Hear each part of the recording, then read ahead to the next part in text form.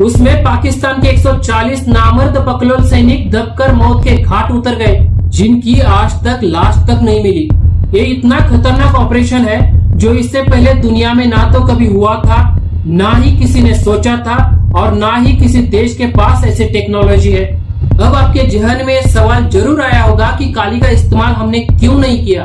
पाकिस्तान के साइड सियाचिन के टॉप पे काली वेपन से हमला करने और आर्टिफिशियल एवलांच तैयार करने का प्लान बनाया गया। पाकिस्तान ने भारत पर यह आरोप लगाया कि 7 अप्रैल 2012 को पाकिस्तान में जो बहुत बड़ी बाढ़ आई थी वो भारत ने काली नाम के वेपन का इस्तेमाल करने से आई थी। ये काली है क्या? जानिए दुनिया का सबसे खूंखार और गुप्त हथियार जिसके नाम से पाकिस्तान और चीन के पसीने छूट जाते हैं। चलिए जानते हैं ऑपरेशन व्हाइट वॉश की पूरी कहानी, जिसमें भारत के सबसे खूंखार काली वेपन ने पाकिस्तान के 140 सैनिकों को डुबा कर मारा था, जिनकी आज तक लाश तक नहीं मिली। कल्पना कीजिए कि इंडिया पर हमला हो चुका है। दुश्मन के लड़ाकू जहाज और मिसाइलें पूर्वी और पश्चिमी सीमाओं से भारत की ओर आगे बढ़ रहे हैं।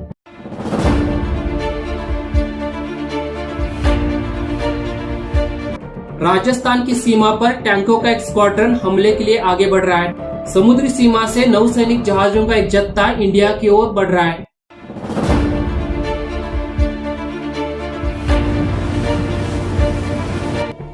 तभी अचानक से एक रोशनी चमकती है और दुश्मन के सभी टैंक, लड़ाकू विमान, नौसैनिक जहाज और मिसाइलें एक धमाके के साथ खुद ब खुद आग के गोलों में बदलकर खाक हो जाते हैं।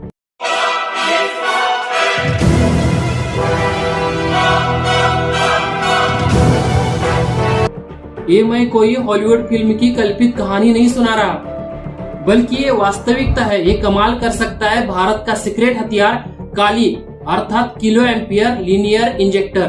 भाभा एटॉमिक रिसर्च सेंटर में साइंटिस्ट उस इंस्ट्रूमेंट को तैयार करने के लिए दिन रात एक कर रहे हैं, जो हमारे द्वारा स्पेस में छोड़े गए सैटेलाइट पर पड़ने वाले इलेक्ट्रोमैग्नेटिक वेव से बचा सके। भाभा एटॉमिक रिसर्च सेंटर को शॉर्ट में बार्क भी कहते हैं, जहां भारत के खुफिया हथियार बनाने और उसको रखने का भी काम चलता है। काली के निर्माण की योजना बार्क के डायरेक्टर डॉक्टर आर चिदम्बरम ने 1985 में बनाई थी, लेकिन इस प्रोजेक्ट पर काम साल 1989 में जाकर शुरू हुआ। काली पर पिछले 30 साल से काम किया जा रहा है और तब से आज तक इसके कई वर्जन तैयार किए जा चुके हैं। सबसे पहले काली 80, फिर 100, फिर 200, फिर 5000 और अब काली 10,000 विकसित किए जा चुके हैं। इस काम में डीआरडीओ भी बार्क के साथ मिलकर काम कर रहा है। दोस्तों, काली कितना खतरनाक है इसका इस बात से अंदाजा लगा सकते हैं कि आसमान से जो बिजली गिरती है वो 1000 एम्पियर की होती है, और काली 10,000 जो इसका सबसे खतरनाक वर्जन है वो सिर्फ 60 नैनोसेकंड में 40 गीगावाट ऊर्जा उत्पन्न करता है, जो कि एक टाइम में उत्तर प्रदेश जैसे 5 राज्यों को ऊर्जा देने के लिए सक्षम है। अगर इतनी बड़ी बिजली के सामने दुनिया की कोई भी चीज आएगी तो काली उसको एक झटके में तहस नहस कर देगा। काली का full form kilo ampere linear injector है, जिसको बार्क एक इंस्ट्रूमेंट मानती है, जिसका निर्माण भारत के 135 करोड़ लोगों की सुरक्षा के लिए किया गया है। अगर काली को किसी दुश्मन देश के फाइटर प्लेन या मिसाइल पर इस्तेमाल करेंगे तो काली उसको इतना तगड़ा झटका देगी कि उसकी इलेक्ट्रॉनिक सिस्टम एक झटके में तबाह हो जाएगी, और यही नहीं, वो अपनी डायरेक्शन से भी भटक जाएगा। अब आपके जहन में सवाल जरूर आया होगा कि काली का इस्तेमाल हमने क्यों नहीं किया। तो भाई साहब थोड़ा रुक जाइए, क्योंकि काली का इस्तेमाल हमने ऑपरेशन व्हाइट वॉश में किया है। दोस्तों चलिए जानते हैं ऑपरेशन व्हाइट वॉश क्या है। रॉ की एक सीक्रेट मीटिंग चल रही थी, उसमें काली का इस्तेमाल अपने दुश्मन देश के ऊपर करने का प्लान बनाया गया। गवर्नमेंट से इस मिशन को हरी झंडी मिलते ही रॉ ने इस मिशन को अंजाम देने के लिए कदम आगे बढ़ाना स्टार्ट किए। बार्क और रॉ दोनों ने काली का इस्तेमाल करने का प्लान बनाया, लेकिन उसमें बहुत सारी मुश्किलें आ रही थी। पहली मुश्किल ये थी कि रॉ ने इस ऑपरेशन के लिए जो जगह चुनी थी वहां पर इसको अंजाम देने का कोई सोच भी नहीं सकता था। दोस्तों ठिकाना था सियाचिन ग्लेशियर का 11 सेक्टर, जहां एक तरफ भारत के सैनिक तैनात हैं, वही पहाड़ी के दूसरी तरफ पाकिस्तान के सैनिक बंकर बनाकर खड़े हैं। सियाचिन पूरी तरह से बर्फ से ढकी हुई है। पाकिस्तान के साइड सियाचिन के टॉप पे काली वेपन से हमला करने और आर्टिफिशियल एवलांच तैयार करने का प्लान बनाया गया। लेकिन दूसरी समस्या ये थी कि काली बहुत बड़ा है और उसको वहां पर कैसे लेकर जाए। काली को लेकर जाने के लिए IL-76 प्लेन चुना गया, लेकिन अभी भी एक समस्या रॉ और बार्क के सामने चट्टान बनकर उभरी थी। वो ये थी कि काली को इस्तेमाल करने के लिए बहुत भारी बिजली की आवश्यकता होती है और सियाचिन में ना तो बिजली है और ना कहीं से मैनेज कर सकते हैं। रॉ ने इसका भी हल निकाला, प्लेन के इंजन से काली को बिजली देने का प्लान बनाया, लेकिन इसके लिए एक अलग इंजन लिया जाएगा जो ऑपरेशन के वक्त काली की बिजली की जरूरत पूरी कर सके। दोस्तों, अब काली के इस्तेमाल का वक्त आ चुका है। इंडिया के जो स्पेस में सैटेलाइट है उन्होंने पाकिस्तान के साइड पर नजर बनाए रखी और पाकिस्तान के सैनिकों की हर खबर रॉ तक पहुंचा दी।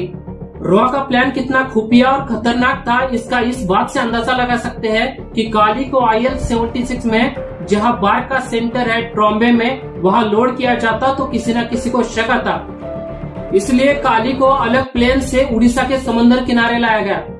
वहां पे पहले से IL-76 को पहुंचा दिया था। उसमें काली को लोड किया गया और उत्तर प्रदेश के सहारनपुर एयरबेस पे लाया गया, जहां पर भारी सुरक्षा में सैनिक तैनात किए गए थे।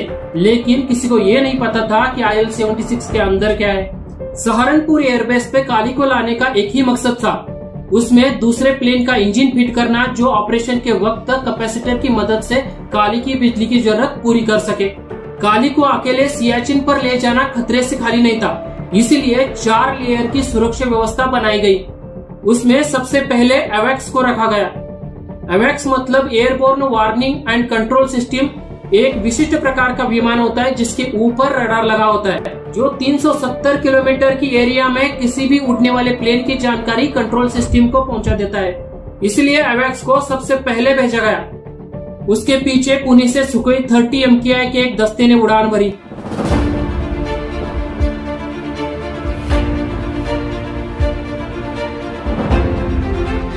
अगर एवेक्स को कोई दुश्मन देश का प्लेन हवा में नजर आएगा तो वो तुरंत सुखोई 30 MKI को बता देगा और सुखोई 30 MKI उसको हवा में नष्ट करेगा।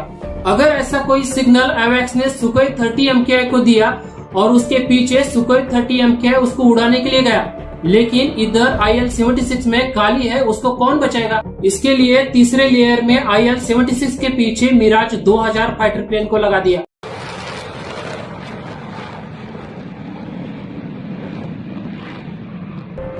किसी को भी इस ऑपरेशन की भनक न लगे, इसलिए इनमें से किसी भी प्लेन ने न तो कश्मीर से उड़ान भरी, न ही एक जगह से। हर एक प्लेन ने देश के अलग अलग हिस्सों से उड़ान भरी।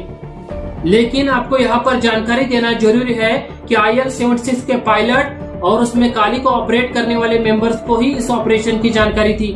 दोस्तों, अब स्टार्ट हो चुका है ऑपरेशन व्हाइट वॉश।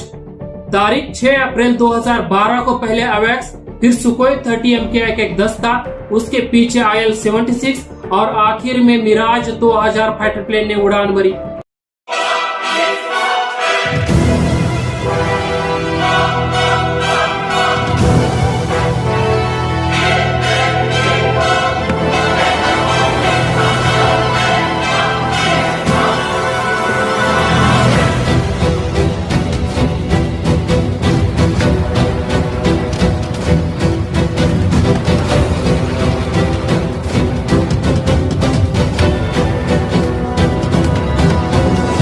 उनके साथ रास्ते में ईंधन भरने के लिए IL-76 का रिफ्यूलिंग प्लेन लिया गया, जिसने सभी विमानों को रास्ते में ही फ्यूल भर दिया।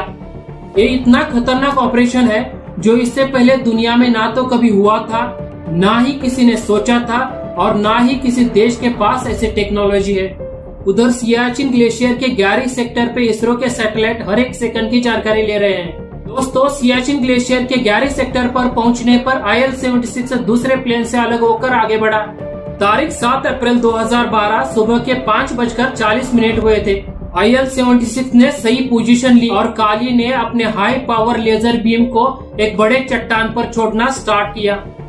वह बीम इतनी खतरनाक थी जिसकी वजह से देखते ही देखते 100 फीट चट्टान टूट गई, जो 10 मंजिल इमारत जितनी बड़ी थी। उसने 300 किलोमीटर पर आवर की रफ्तार से नीचे खिसकना स्टार्ट किया। जैसे ही नीचे आने लगी उसने और खूंखार और विकराल रूप धारण कर लिया। उसके रास्ते में जो भी आया उसको लपेटना स्टार्ट किया। पलक झपकते ही एवलांच ने पाकिस्तानी बंकर को तबाह करना स्टार्ट कर दिया।